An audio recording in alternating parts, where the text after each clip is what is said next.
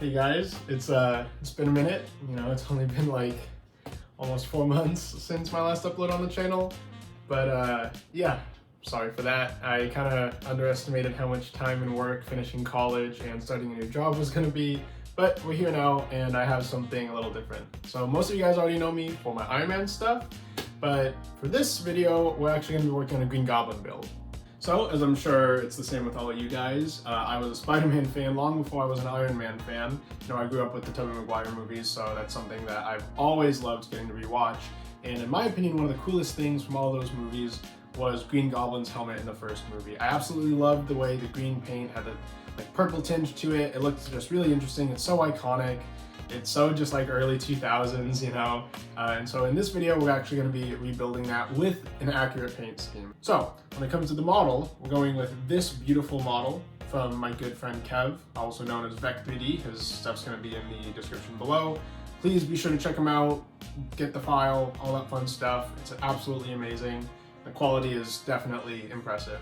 So what we're gonna be doing is I'm cutting this up so I can print it with minimal supports, and then I'm gonna be throwing it on my Ender 5 Plus to print it out, and then we're gonna get started. So here we go.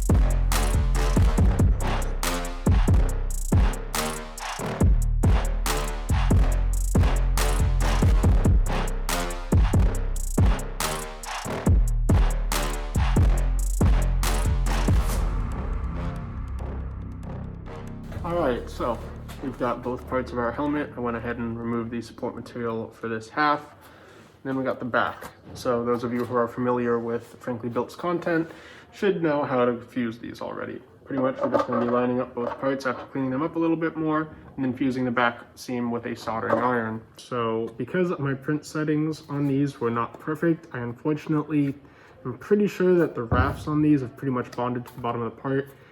That's a real pain in the butt, especially when they're on seams that need to be cleaned up, but you know, that's just how it works, I guess. So because we had the bonded raft on this part, this edge came out really, really rough. So before I bond these pieces together, just to make sure we have a nice flush seam, I'm gonna go ahead and smooth it out with the soldering iron. After that, we're gonna go ahead and just clean up all the seams, hit it with some Philip primer, and start sanding.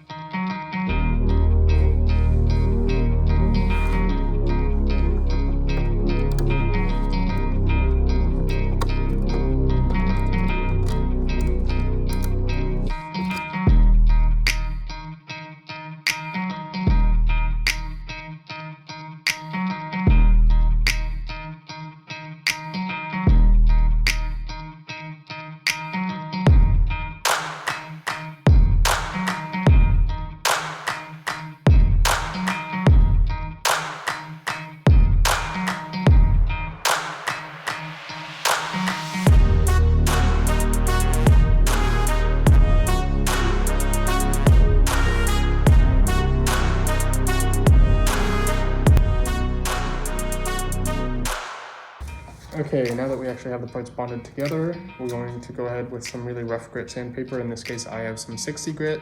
We're going to start sanding over the entire thing. Now, something you really want to look for when it comes to the filament you're choosing is usually neutral tones like gray or darker colors show up way better when sanding.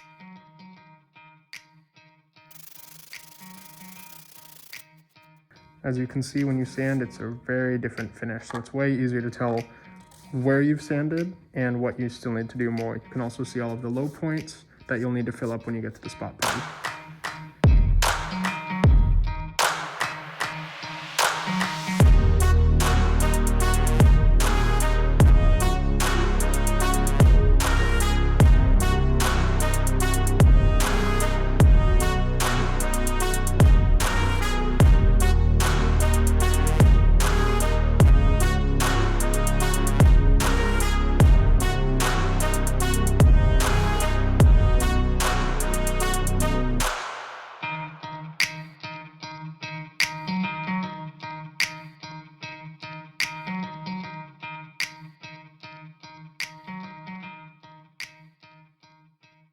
Okay, so right now we are about halfway through sanding the main helmet. I wanted to take this moment to actually kind of show what you're looking for when you're sanding.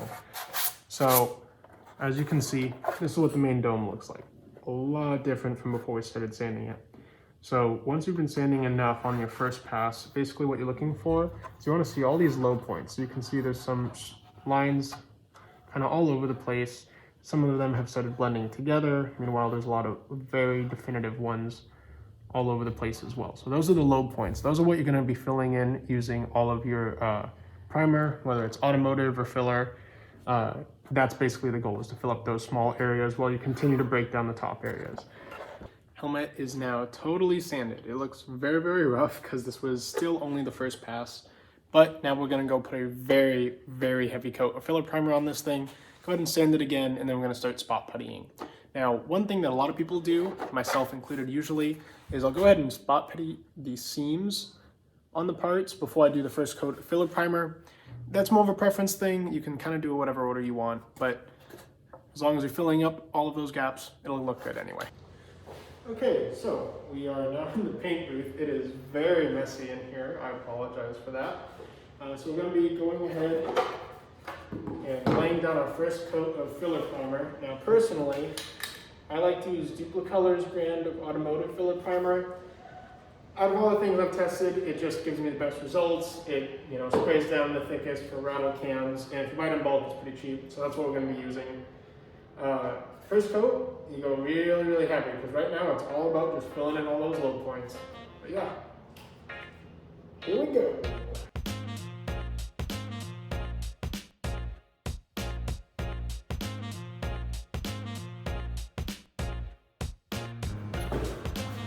So I figured I'd take a quick break just to show you the difference. So as you can tell, just from the coat of primer alone, it's already looking a lot smoother than this side. And a big part of that is because it's gloss finish, which can be misleading.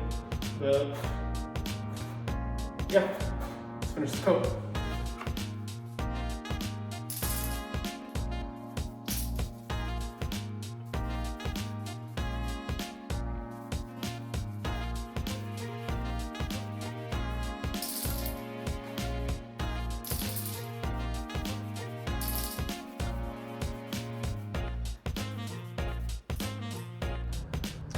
Already got one coat down.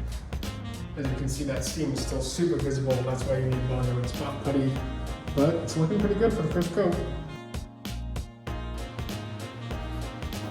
Okay, so that was risky. Here's the helmet. We already did the first pass of primer on it. I already went ahead and did a little bit of spot putty work, which is why the seam looks a little bit better. Obviously, there's still a great amount of work that needs to be done on this thing. Like, just look at the ears. You can't really see them that well, but the ears are gross. But anyway, when it comes to the actual final finishing work, wet sanding, painting, all that, I'm going to be going over that in part 2. So if you guys are interested in seeing how I go about the paint on this thing, be sure to stick around. Part 2 should probably be coming up not too long after this thing finally gets uploaded.